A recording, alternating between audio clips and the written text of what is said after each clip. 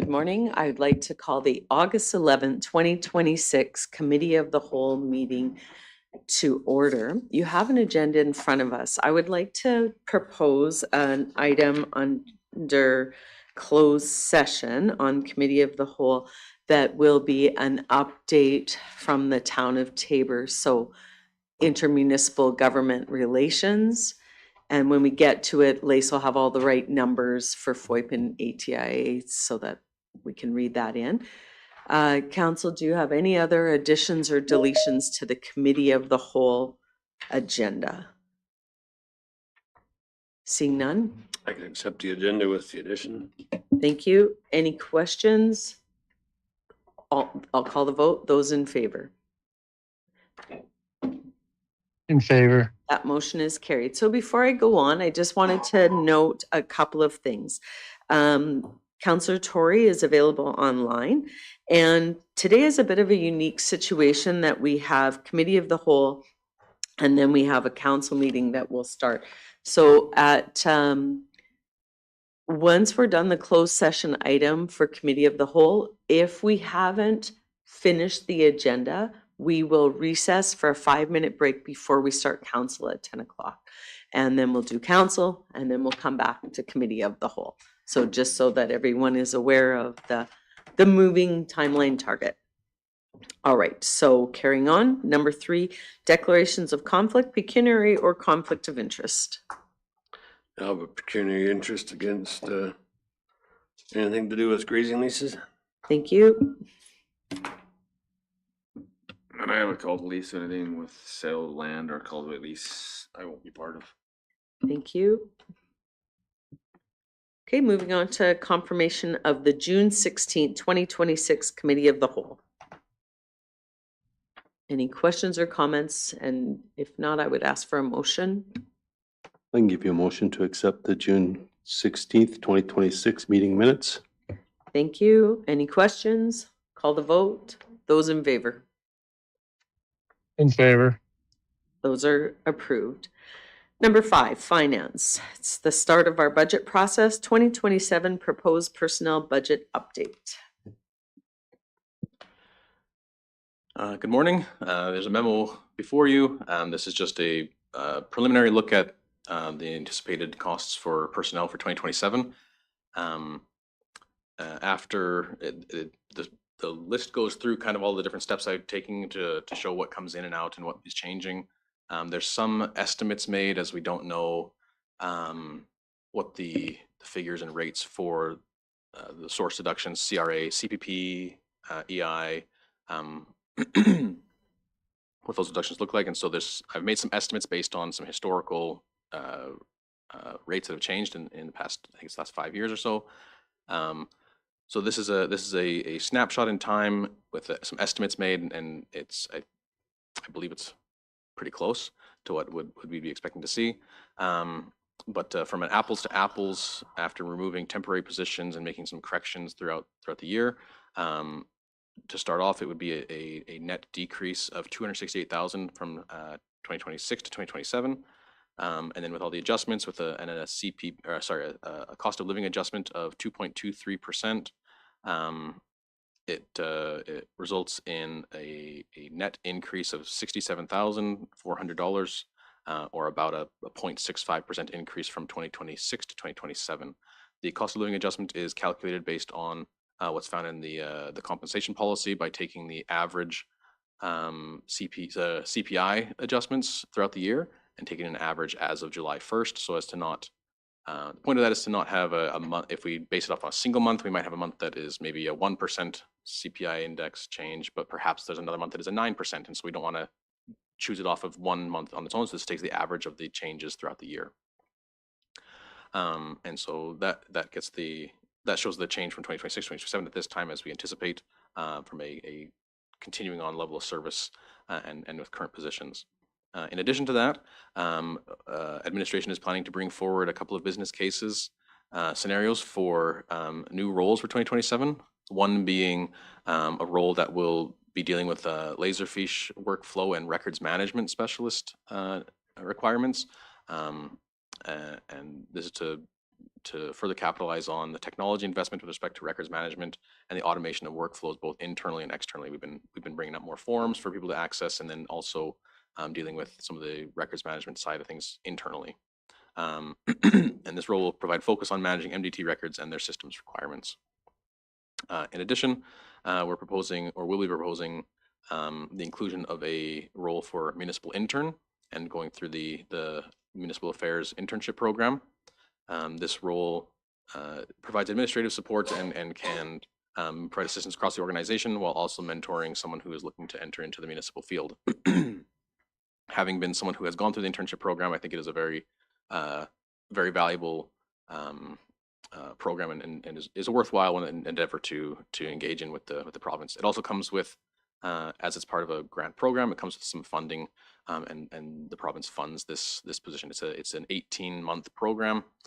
They fund roughly 2/3 of it, and then it's runs that course, and then that person is set loose on the municipal world to pursue their hopes and dreams within the municipal context. So I think that is it for them. So if any questions, happy to answer them, if any.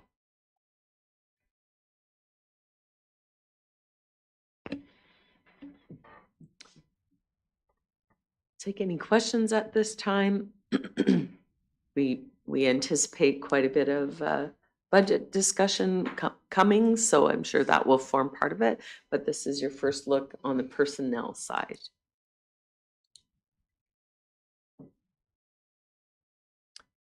Seeing no question. Oh, do you have a question, David, or are you just double checking some? Okay. Then at this time, we will receive this for information, unless you have a different direction, just because this will make up part of it. No, just for information. We'll bring this back again once we do, in a month, when we're doing more aspects of the budget. This is just to get a first glance at some things. Sounds good. So I would look for a motion to receive. Oh, absolutely, Mark. Go ahead. Sure. Not sure if this is the time or place to. How, in the field I work in, when you're for your salary, like I see we just get a standard raise or whatever, but is there a floor and ceiling to different aspects of the wages? Like when we're an operator or whatever, our salary's based between here and here, and you get a raise until you hit the ceiling, and then you're kind of stuck there till you can get to the next ceiling. How does the salaries exactly work here? I'm not. So there is a wage grid for the organization. Okay. This cost of living adjustment applies to the grid. Okay. So if in a given role, there'd be an individual be on a grid line. Okay. And then the cost of living adjustment applies to that entire grid line. So it shift the entire grid line up that way. But there is a structured way now. I think it's only just been around since 2025. That there's a structured grid as to where people are placed, and then this adjustment is applied to the grid in its entirety. So. That's available in our Employee handbook. Employee Yeah. handbook, and that is new to us. And Arliss was very instrumental in getting that, so that if you applied to a job here and you knew you had X amount of experience, you would hit this point on the grid, so then you would know where you could potentially get to based on a variety of factors. Yeah, because then it gives you a goal to keep moving up rather than just saying I'm going to get a raise no matter what. It gives you goals to set and you can move up. And Yeah. And I believe there's part of the practice is there's annual meetings plus their department heads, and there's all kinds of factors that go into evaluations. Yeah, and included in this amount here is an amount for we call them merit adjustments. So it depends on evaluations and recommendations by senior leadership team for individuals. And so they had that opportunity to move up those grids based on performance and other factors as well. And that amount, we put that about $100,000, which is about just slightly less than 1% of the overall personnel budget. And we use that amount to apply to salaries to move people along as performance and merit requires or invites. thank you. I was just gonna move to accept this for information. Perfect, thank you. So Ernie moves to accept the 2027 proposed personnel budget update for information. Any further questions? I'll call the vote. Those in favor? Approved. That motion is carried. Okay, moving on to board and committee member appointment policy. Yeah, so this policy essentially structures the process of our organizational meeting. We have a current one in place. This is a draft policy that is suggesting some rather major changes, and I'll just outline those changes, the most notable changes here, which are also outlined in the memo. So rather than nominations for every board and committee that council represents, this policy is suggesting a chart be adopted in its entirety. Along with that, requires the REIV to be very involved in prior to the organizational meeting with council and asking what their interests are in those committees and boards. Presenting that list to administration, which will then present it to the organizational meeting, and then changes can be made from there. So in addition to that, council will also adopt the committee list that it wishes to sit on in its entirety as well. So council can add committees and boards, they can remove committees and boards, they'll adopt that list, and then they'll adopt the list with the names of councillors who wish to sit on those committees. There are some legislative requirements for specific committees. For example, the library board, that still require a specific single resolution, so that won't be a part of the list. Those legislative boards and committees won't be a part of that list. Those will be separate as per legislation outlines. Those are the most major changes. There are a few other smaller changes, but those are the most notable, and we're here to answer any questions that council may have, the committee may have, sorry.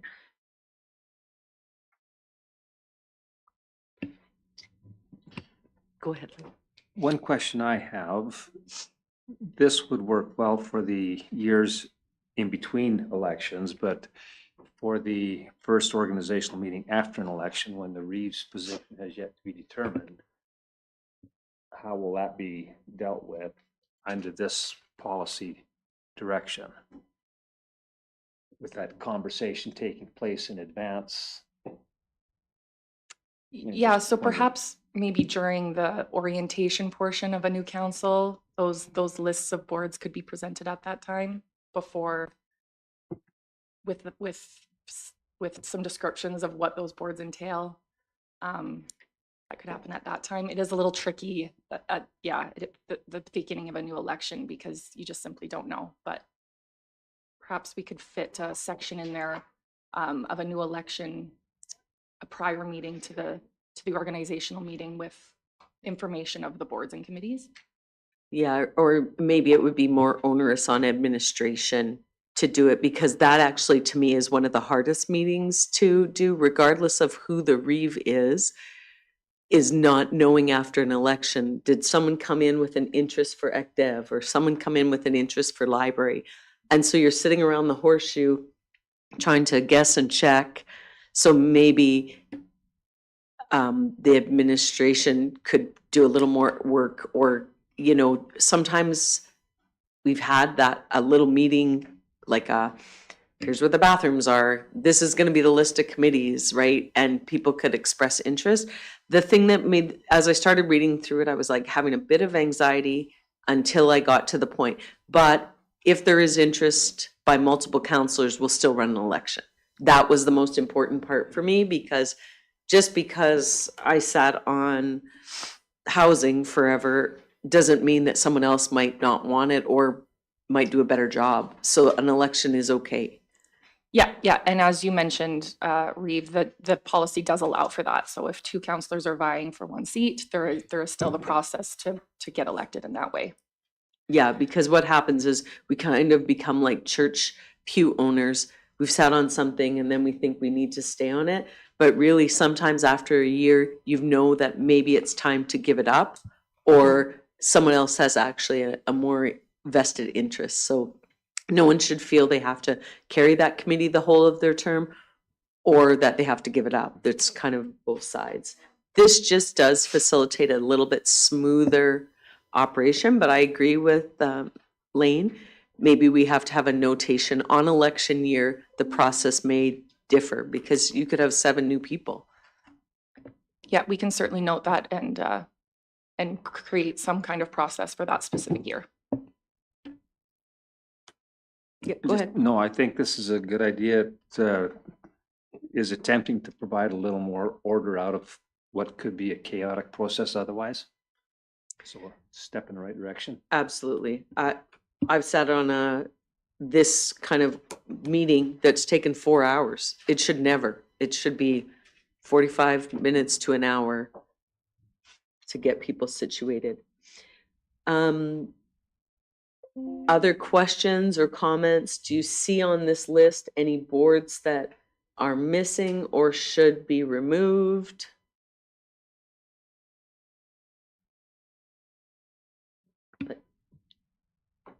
Throughout the year, Town of Tabor Arts and Heritage Committee became defunct, so that was removed. Murray. Yeah, the Tabor Shooting Foundation requires an alternate now.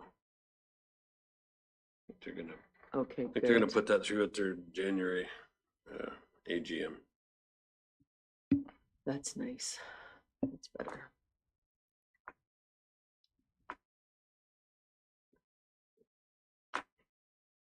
Well, they're like almost running. Okay.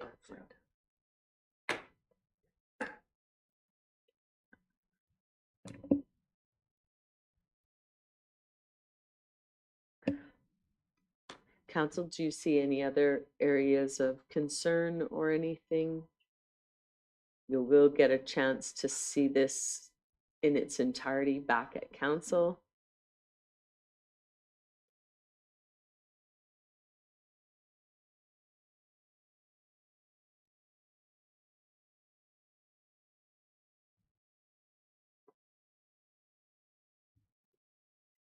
Okay, hearing no further comments, we could refer the board and committee member appointments policy with the election year addition, or I don't know what the right word is on that one, to council. I don't think it needs to come back to committee of the whole. You've got something for us, Miss Lace? I just put as amended. Perfect. No, as amended is fine with me. As long as it's fine with council.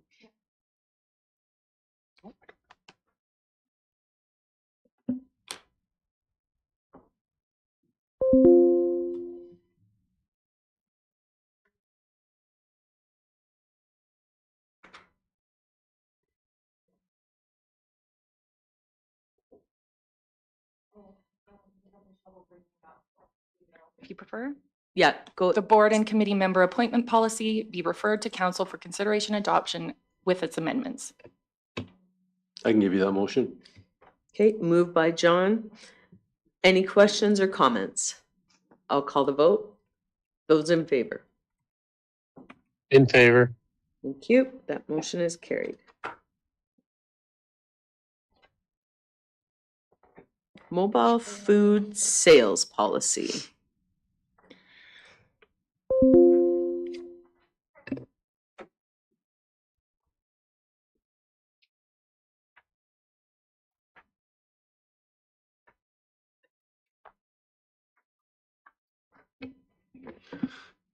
Thank you.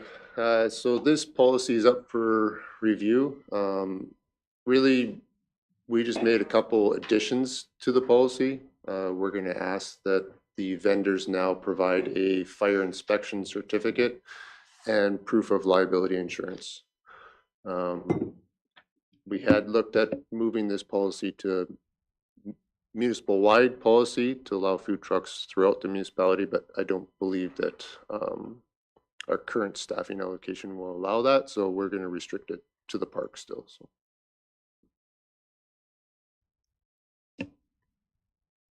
So Go ahead, Lean. Maybe you'll ask the same question. Go ahead. I was just Oh. gonna make a motion to refer it to council. Yeah, I'll be ready for that. So the motion is on the floor to refer to council. So does this prohibit them from going to Hayes, Grassy Lake, or Enchant? That's right, yeah, I think they're already going there. on private property. Okay. Yeah. So on private property, it's no issue. That's right. Okay, it's fine. So there's a motion on the floor to refer to council. Does anyone have any questions or comments? Those in favor? That motion. is Favor. Carried. Thank you. Land revenue policy.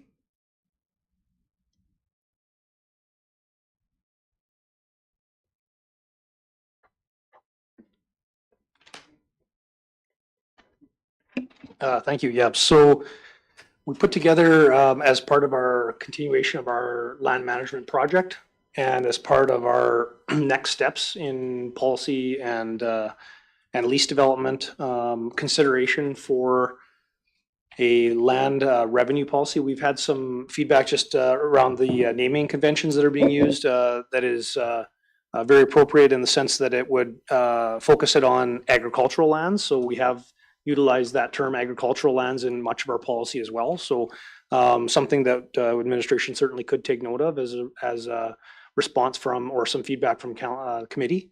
The policy itself is intended to try to provide council a mechanism for allocating or utilization of funds that are derived from whether it be the revenues of leases over and above any baselines that we establish as a municipality for support of operations. And in addition to revenues generated from other sources such as the sale of any lands, agricultural lands in the MD of Tabor, that would go towards developing a fund that we're deeming to be, by naming convention, we call it the Critical Infrastructure Reserve or Fund. And so naming is very intentional. It's intended to develop a fund that over time would provide support for the municipality. The term sustainability has been used a number of times. It's also, we've heard the term sustainability fund. This would be intentional and it would be about developing a fund that over the long term would try to be one of many mechanisms to help support the municipality in supporting our infrastructure needs. And it is very focused on infrastructure, so you can see that that was very intentional as well.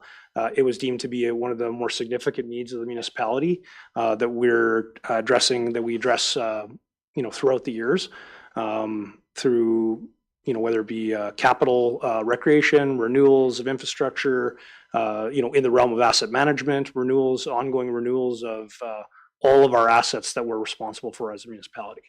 So we are here to take feedback. This is a very first draft. This is intended to have a discussion, gather feedback on the direction we want to go as a municipality. And I would also mention that when we're trying to develop a direction here, council should consider the amount of, the long-term input to this policy as well. So whether it be something where the policy is in place and if we want to make changes to the policy, what are the mechanisms that the municipality wants to use in order to make sure that that's done as desired by council. So if we want to just simply do it by resolution, or if there's other mechanisms that we want to reach out to the public, or there's other mechanisms that we want to use to try to help steer the future direction of this policy. So I'll table it for council. I think it would be important to have it in bylaw. Bylaw is a little more challenging to change once we have this thing, locked down to how this council believes it should be. Having it supported or included in bylaw would be very helpful so that you don't have someone, a quick motion and all of a sudden we're spending all the money. So I think having it supported by bylaw would be very important.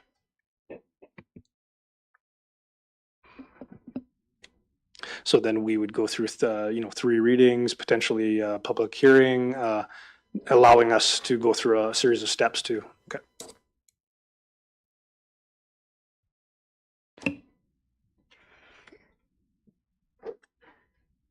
I mean, I have no issue with that other than it's a bit more of a workflow and maybe allows public to have a bigger engagement. But if the goal is to try and stop change, change can still happen in policy or bylaw. But, and we know change can happen regardless, but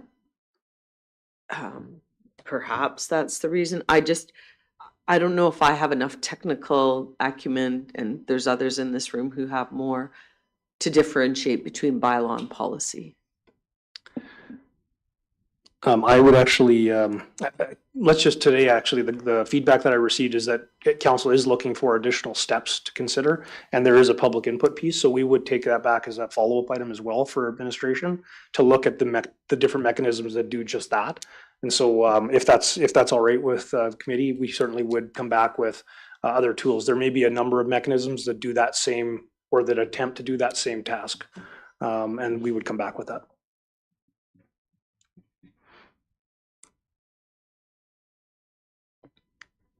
I personally see this as being something that needs to take into consideration the future discussions that we're going to be having on balancing the tax revenues throughout the municipality as well. I would hope that we're not going to quickly lock this into place before there's been an opportunity to have a fairly thorough discussion with the community about how this and the tax balancing conversation needs to work together to provide for the long-term financial stability of the municipality. This is going to be a critical piece, and we need to give full and thorough consideration to how this is going to work going forward.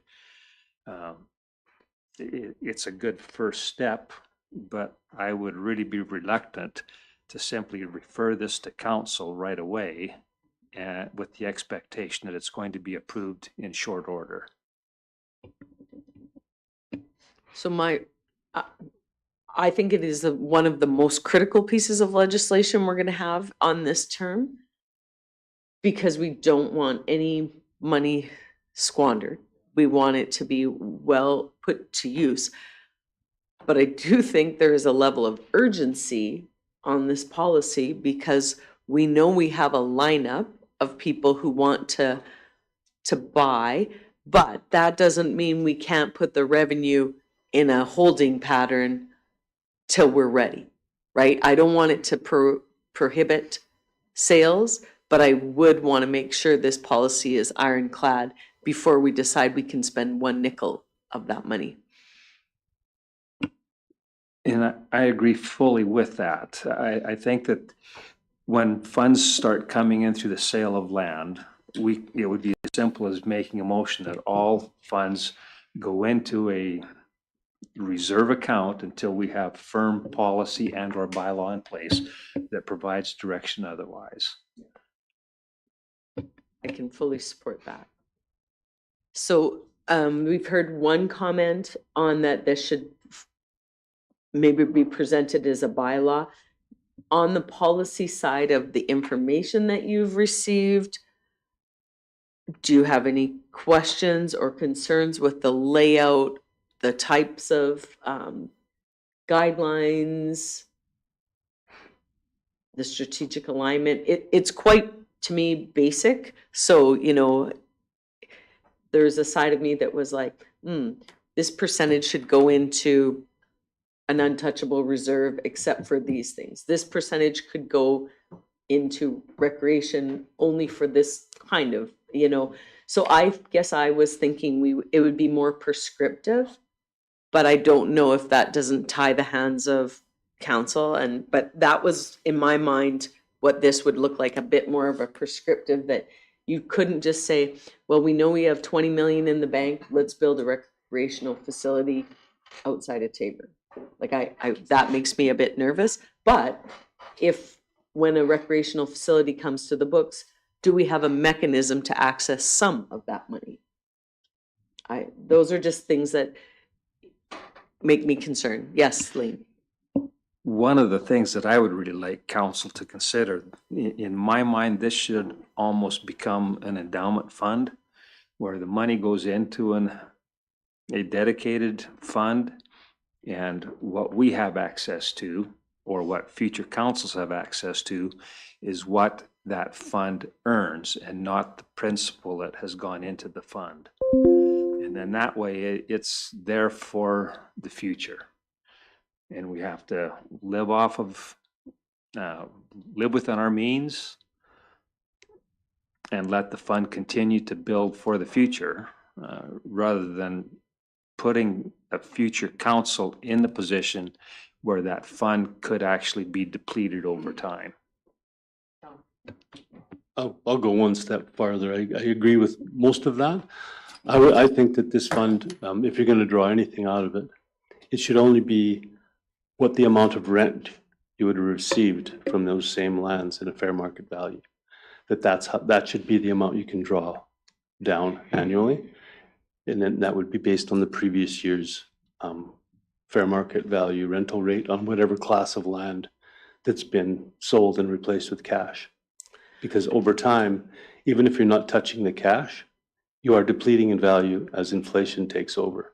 So I think another step, but this is a conversation that needs to take place when we're developing the policy or bylaw that supports this. And this is going to require quite a bit of work, and maybe sitting down with a financial expert on investments and what would be the best avenue or place to invest. I think this is a long conversation, and it's an important one. Yeah, to me, your steps are create a level of confusion. So I don't know how you could, because that's always up for debate unless we were going to say the AFSC rate, blah, blah, blah, and all those things. So I don't mind a certain amount of just living off the interest. What I don't want is to see any of these monies used in operation, because then we are not living off of what we can, it is to be the extra. And if that's to build a bridge or a dam or recreation, those are things that make a difference. And some will say, well, that bridge might be operational, but maybe it would have had to be kicked down the road 20 years and we could expedite it to 5 years, by looking at it. So I like the idea of an endowment. That actually, 4 years ago when we were starting this process, that was one of the things John always said. You should not get to have any more than the interest. The principal should be there for time eternity. These are the people's land, all the people's land. So then everyone should be able to benefit off the interest. Ernie. Well, for example, I'd be okay with using the money for developing something like the scope project, because the rent off the scope project could go back to rebuilding the fund. But I agree with not touching the principal and using the interest for projects. But I can see using the principal for projects where there's an opportunity for that project to pay back the amount so that we're back to where we started again. That's a very good point, because MD of Tabor actually has an example of taking a debenture out at the Lamb Weston water plant, and then the funds were used to pay back the debenture, but we really could have done it a different way by using that principal, knowing it could be paid back. So it's a good point.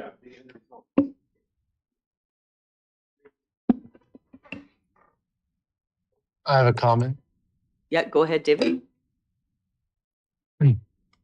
It would seem like it would be nice to have the flexibility to buy land with the income from land. So if we decided that we did need some industrial land along corridor, 3, the highway 3, that if we're replacing land with land, especially if we know that land, as say a commercial industrial park or something, has a way better return, it's kind of following Ernie's thought pattern, than conservative investment that, municipalities aren't allowed to invest financially in high return investments anyway. But we can buy land. And so it's just, if you're replacing land for land, I think that would be a valuable tool for the MD to be able to buy land if needed. Yeah, valid point.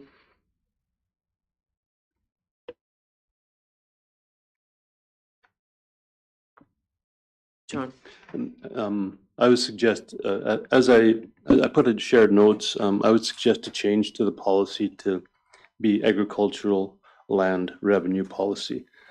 Just for the public's and for future councils' clarity on it.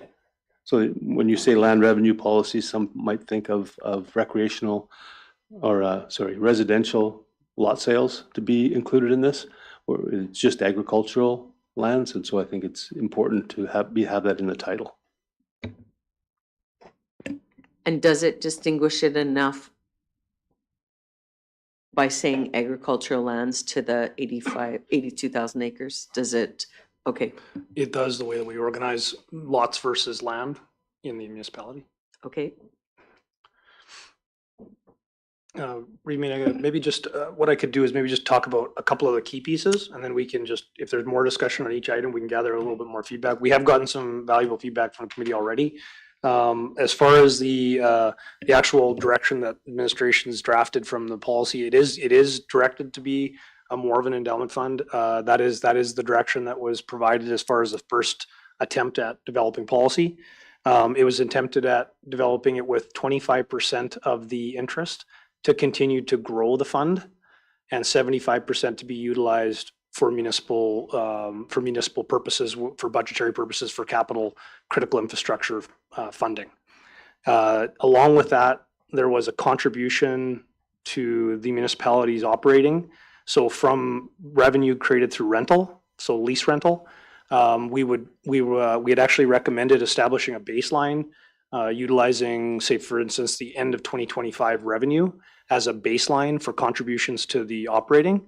And then anything above that baseline would then also contribute to the development of a critical infrastructure fund. Again, the principle not being touched, interest growing over time. This is intended to be a long-term approach to funding for the municipality. And the baseline, the 2025, was simply selected as a point within the project, I would say, where council's establishing the strategic direction for lands. So as part of the efforts council's put towards developing strategy on lands, whether, looking at our leases and all of these efforts, those would then be contributing towards this critical infrastructure fund as a result of our agricultural lands. So, sorry, I know that's a bit of a run around there, but that is the intent, and that is the basis for the policy. So a baseline for at the end of 2025, establishing the amount of contribution to operating funds from land revenue, from leased land revenue. Anything over and above that would go into the critical infrastructure reserve, to the principal. Any land sales would also contribute to the principal. The municipality would then establish a percentage. We just suggested 25% to be used as a growth aspect of the fund, so that continues to grow as well as contribute to. And then also 75% of the interest, which would grow over time. So there would be better utilization in the future, obviously, as the investments, we have good years for larger investment, higher percentages. Of course, that'll contribute to more available funding for critical infrastructure. And it would be 75% of the interest would be utilized by the municipality or available to the municipality on an annual basis. And that is just the foundation that we've started to establish, but certainly can be directed by council in any way. If possible, it'd be nice to, at a future discussion on this, have almost like a perspective of what it might look like. So if we sell $3 million worth of land, how that would then look, and go through the exercise of showing it on paper. To me, that would be, it's better for me to see the numbers on paper than it is to just, it'd be better to see it that way, almost in a spreadsheet form, to show what that would look like over time. And my question is, does it convolute it to have revenue earned from agriculture lands and revenue earned from the sale of agriculture lands? In my mind, they should be quite distinctly different. But right now, as I read it, this would be the same. We're just speaking to the management of those funds on an annual basis, and they would be established at the end of each year. So then you'd then look at the next year's available funds based on rentals and a total amount of revenue generated for a year. It is what's proposed, of course. the scenarios, if I could ask, just from a scenarios perspective, I did have note, when we look at investment, that can vary considerably. But I also, so can sales, right? So can, revenue from lease rental revenue will be fairly consistent because it's established through policy as we go forward. So we'll be able to provide some of those scenarios as far as revenue goes, if there's an interest in contributing revenue into the reserve. But as far as sales go, I think I would like to know a little bit more, not knowing exactly what each year's capital, the asks, whether it be, like you mentioned, Reeve mentioned recreation and different things that come up. The municipality is working towards trying to establish what are those needs look like for each of those different assets through our asset management practices. But as we go forward, is there a goal that council would have as far as trying to establish a certain amount of funding that they'd be comfortable with, or is it based in some of the plans that we're developing? So for me, it'd be almost a tabletop exercise of showing if we have this much revenue from land rental, land sales, have them in two separate categories, even though it looks like through this suggested policy it'll be lumped together. I'd like to see them carved out separately and show what that would look like over time. So you have an idea of how, with this in place, having 75-25, as you're speaking of, are we over time losing value, or are we gaining more value than we're losing as far as the asset of the land itself when selling it? If you know what I'm saying. So if you've sold $10 million worth of land and you're taking $2.5 million and you're taking that and spending it, and you have $7.5 million to invest into a fund, and then you're also taking 75% of that and putting 25 into spending, how does that look over time? That's what I'd like to see, because that will really tell us whether we're gaining or losing, because it's important that we have to beat inflation over this. There has to be a way to increase, because otherwise you're better off to leave it in land. So it has to get very close to what land has done. I don't know that we can mimic that, because what land has done over the last 25 years is unbelievable. And I don't know that that's sustainable growth, but we have to get close to that. And I don't know that the 75-25 does that. And that's why I'd like to see it done through over time. Yeah, noted for sure. That is something that we can try to establish through some scenario development as best we can, and try to bring back some options as far as that goes. So David, I'm going to have you ask your question so it's not lost, and administration will write it down, but then we're going to recess for the 9:45 closed session. Okay, so go ahead, David, and ask your question. Yeah, no, it's just in agreement with what John is saying and land.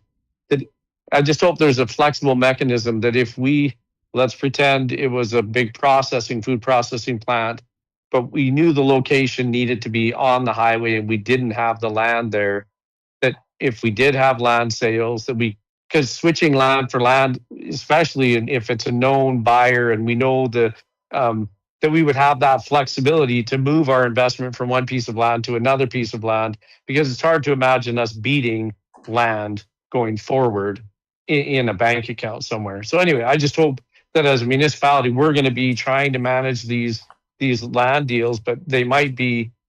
Anyway, I just hope that we can keep that in mind, that land has been an amazing investment. And so let's make sure we have the flexibility. If there's a great piece of land that we need for a project, that we don't have to wait 10 years to get it, to build up the interest. We just move money from this land to this land, and it's a good, solid investment.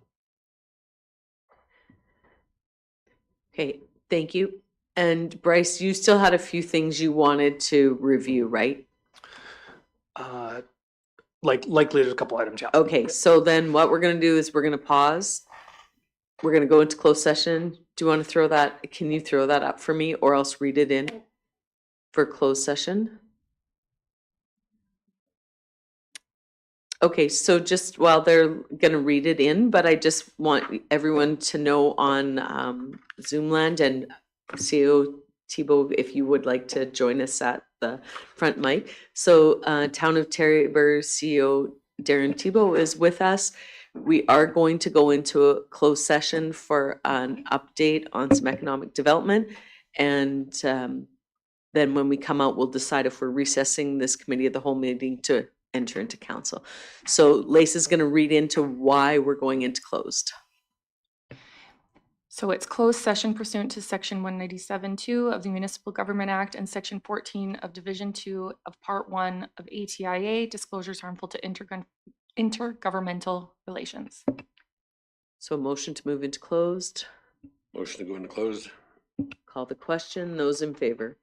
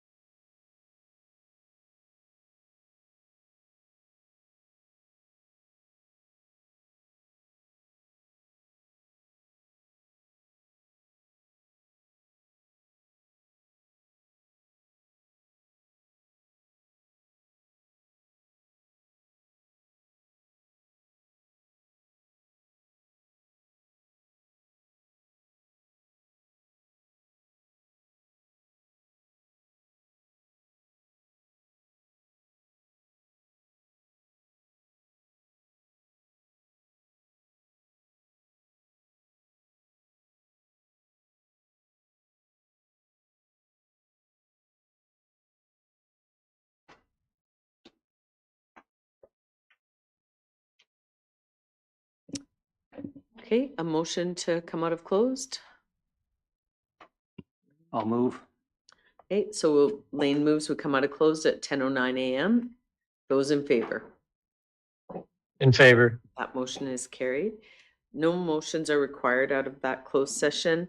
And so we'll continue on our land revenue policy discussion. David had just discussed about the importance of being flexible and, you know, to switch land from land and recognize the value that MD of Tabor lands, what an opportunity has given us. So we can continue with that, or you can look for a response, or we'll continue this discussion. We will continue the discussion. David, did you want to resume where you were at? Well, I mean, I agree that there is some more discussion that's needed to be had. So I'm just, throwing out some of the things that I'm hoping that we can do, and we can, if somebody has something that I'm so new to all of this that if there's something I'm not thinking about there, but it just seems like if there's a land, like John has identified a few different pieces of land along Highway 3 that could be critical for us, and not that we would buy them without knowing when they're needed, but when they are needed, if the price of that is more than we have in, some amount of interest, that if we are trading land, for land, or if we're taking money out of this fund to buy something as secure as land, that I would hope that future councils could have that kind of flexibility. Like say, taking it out to buy, equipment or to pay for, that would be, would be kind of scary. But to get a piece of land that would be critical for the MD in the future, even if it was a gravel reserve that we needed, that we located, that we would be able to get those things that are a long-term better investment than a bank account, is what I'm saying. Thank you. Lane, did you have a comment? Because then I'll go back to Bryce. So, okay, Bryce, we'll continue on with your points you wanted to bring forward. Okay, and I just brought up the list of revenue types that'll be worth just looking at. When we talk about land revenue, this is a list that we had developed as far as contributing factors when it comes to developing a total revenue, for example. Oil and gas revenues that are paid out, alternative use lease revenue, agricultural lease rental revenue, agricultural lease sales of lease revenue, and then land encumbrances revenue, as well as sale of land revenue. So those are all part of the list. There's also a consideration for land revenue that is exempt, and in certain circumstances where we've entered into an agreement for, say, for instance, a joint venture project, those types of examples where we've got strategic direction to do a payback on a project that's part of the business case or the rationale, that would be exempt potentially for a period of time, and just to allow for those exceptions as part of the policy. I'll just go back to to use these points from the memo. So roles and responsibilities, as far as the policy goes, we've established roles and responsibilities. Council would then be responsible for establishing the use of the fund, approving changes to the policy. If we took there was different direction taken with regards to bylaw, council's role with respect to approving bylaws. There would also be we talked about revenue. The baseline was one of the established components. And so if there's any additional feedback on that, and I think that is really specific to the intent to contribute to operating in addition to developing the fund. So the baseline was established, again, as I mentioned, strategically as part of this project to say, when we reviewed all the leases and we looked at all these components of land management as far as strategy goes, any additional workings that council's done as far as ensuring that, revenues are at, today's rates and things like that. If those are viewed to be strategic, then those would contribute to the development of the fund. Anything above what was prior to, so that would be a 2025 baseline, would continue to go to operations, and anything from 2025 on above the 2025 rate would then contribute to, again, this new strategy of developing a critical infrastructure fund. And that's a really key piece. So it would be something, if there's additional feedback on that, it would be extremely valuable in developing the policy.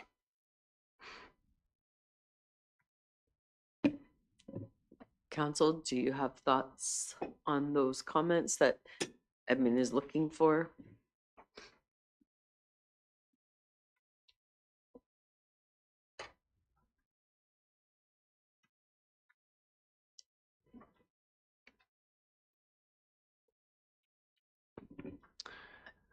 Go ahead, Lane.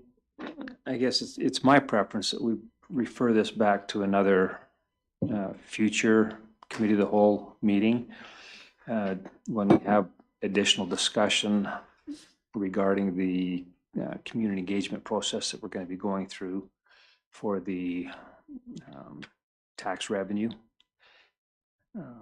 This is going to require some community engagement discussions as well. And I think that it would make sense for us to look at possibly combining the two of them together so that people can understand how one will impact the other. But clearly, we're not in a position to make some decisions on this right now, and further conversation is going to be required.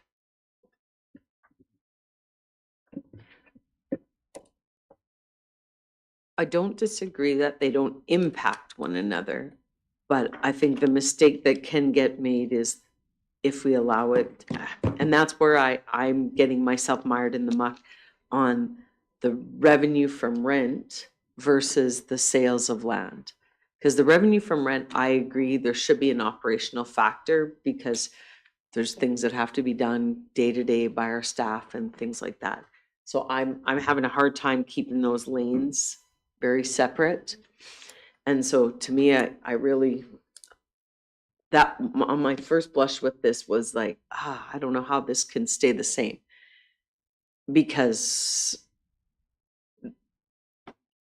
yeah, I just find they're so drastically different. And I don't disagree with when David was speaking about the value of land. We'll never, when we put it in the bank, it'll never be the same as land. But at some point, that was one of the things we as a council have agreed to, or we've implied, I guess, that we'd be willing to sell some of the land to leaseholders, current leaseholders who may have that in their policy. We don't have that yet. It's not finalized, but that's where I'm getting stuck. And as far as how far we go forward, then at least I think we need to have a motion that says we can proceed with sales, but it'll be in a holding fund. Because I just think we're holding things up along a lot. And I agree with that, but that motion is one that would need to be made during a council meeting. I agree. And I fully support that direction. But for now, this is a good introduction. Additional conversation is going to be required.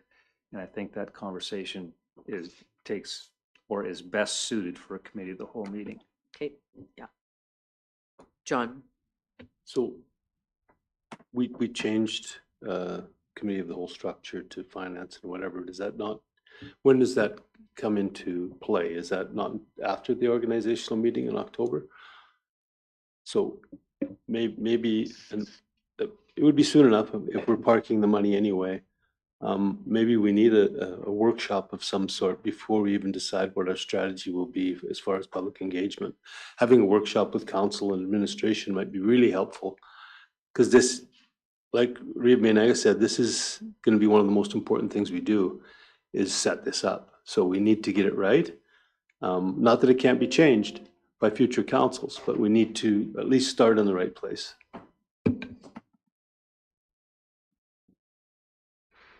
I like the idea of a workshop and some scenarios on paper like John was talking about. It's just so theoretical what we're talking about. It'd be nice to get some, based off of some scenario of how much land we already have a list of people interested, but let's kind of play that out and see with this policy as it's been presented, what does that mean and how much of it is, anyway, it would be nice to see the numbers flowing through time on a spreadsheet, just like John said.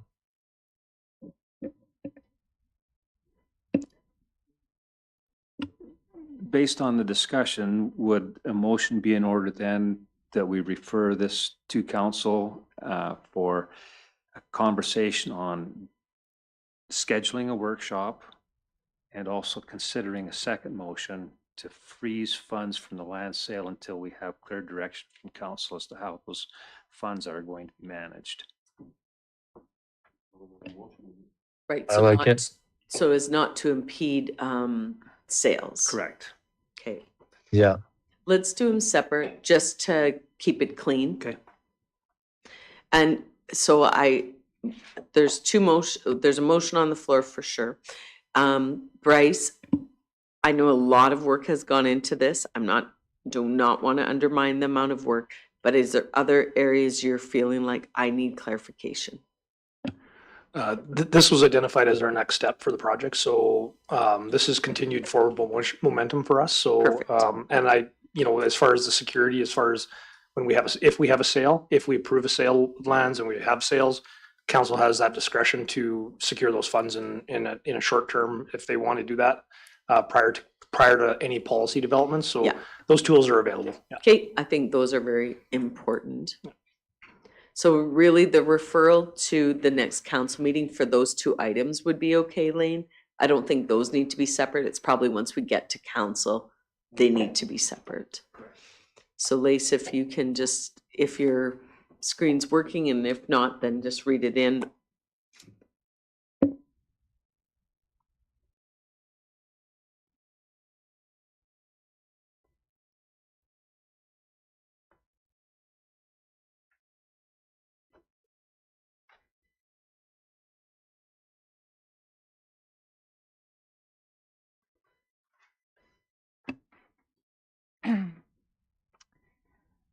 That committee of the whole recommend that the MDT lands revenue policy be presented at a future council meeting for further discussion and consideration, and that a workshop be scheduled for council administration to review and discuss the proposed policy, and that any proceeds received from the sale of MDT lands be held in a restrictive reserve or designated holding fund and not be allocated or expended until council has approved the MDT lands revenue policy.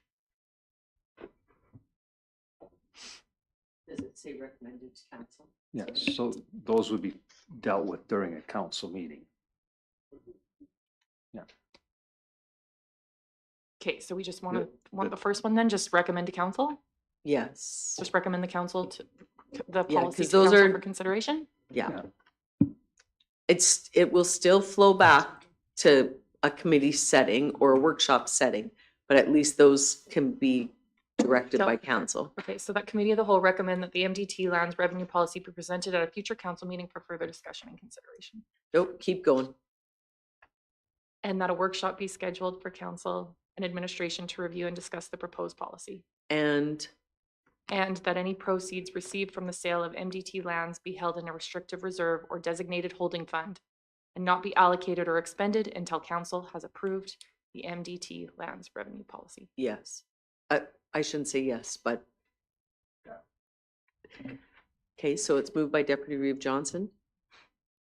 Bryce, do you have a I question? just worry about so we have a land sales policy that's going to be considered for No. further consideration. Well, we're referring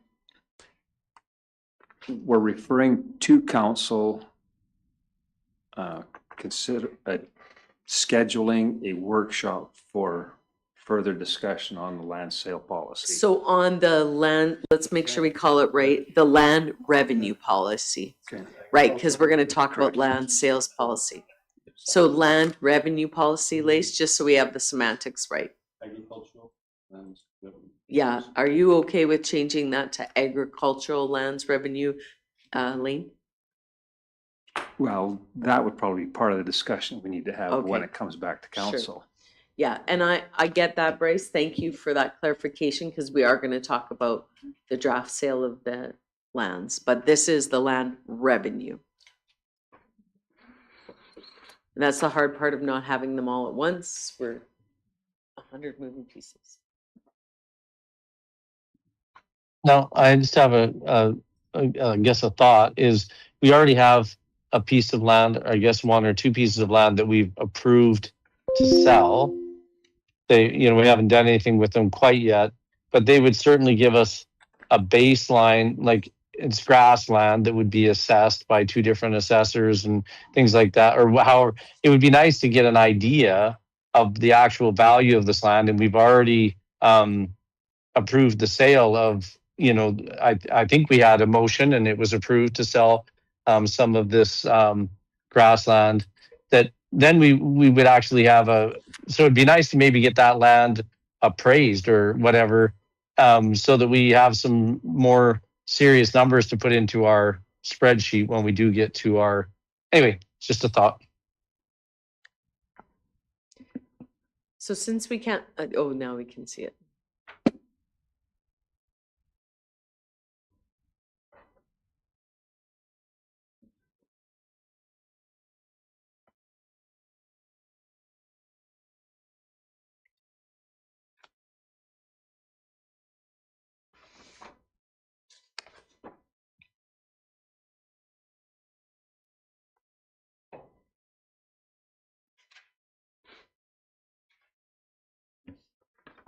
Could I suggest then that the wording actually be that committee of the whole recommend council schedule a workshop for further discussion on the proposed policy, and that council also recommend or council debate holding funds from the sale of lands in a restricted reserve until further policy direction has been provided or approved.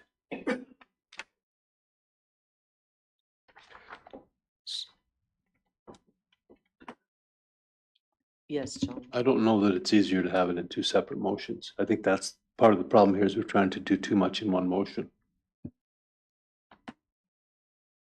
Okay, so we can just go with the first motion being that council recommend, or the committee of the whole recommend council schedule a workshop for further discussion on the policy.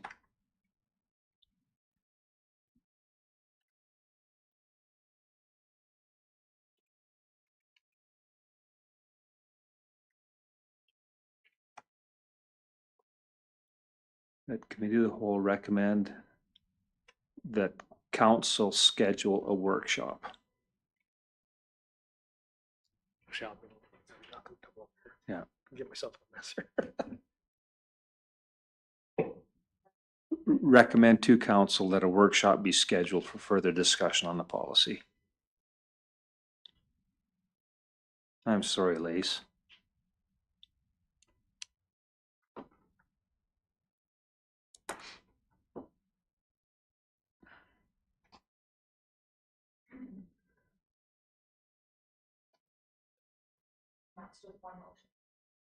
Yeah, and then we'll deal with a Yeah, separate let's deal with motion. that one.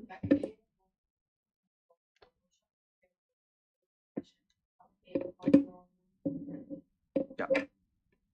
Perfect. Okay, and just for clarity for administration, would be referencing what Councillor Takeda and Councillor Tory talked about, a tabletop exercise on how the money would be allocated. Okay, so the motion, you've heard it. Do you have any further questions? I'll call the vote. Those in favor? In favor.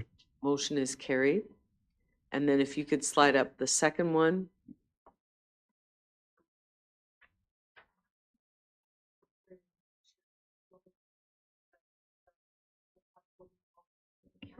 Well, yes, that committee of the whole recommend that council engage in a discussion on restricting the use of funds from the sale of lands until policy direction has been approved.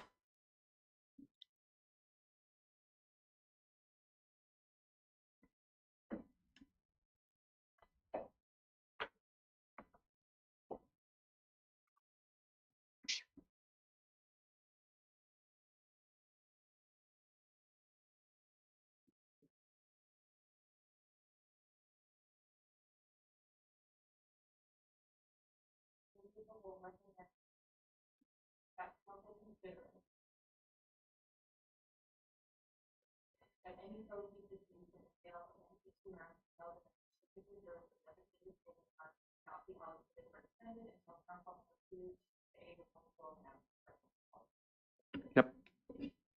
Okay, any questions on the read in motion? Those in favor? That motion is carried.